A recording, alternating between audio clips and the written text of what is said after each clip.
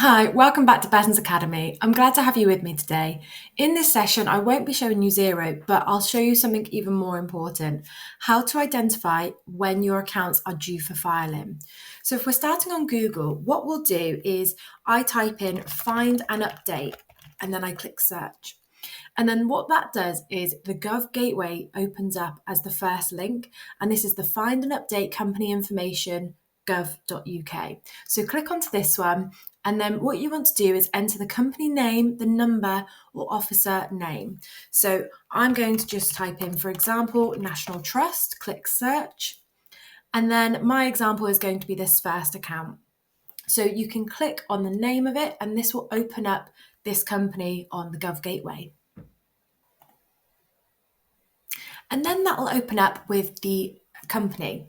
And what you can do is straight away you can click follow this company, file for this company, and that will give you some extra links to look for in the future.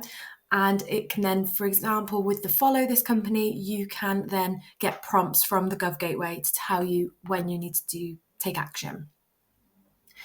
But if we scroll down, what we'll see is the overview page. So this will confirm the registered office address that the government gateway has.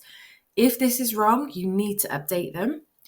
It will tell you the status of your company, the type of the company, when you incorporated, and then it will also talk about the accounts. So this is saying we have next accounts are made up to the 28th of February 2025, and they are due by the 30th of November 2025, because the last set of accounts were made up to the 29th of February 2024.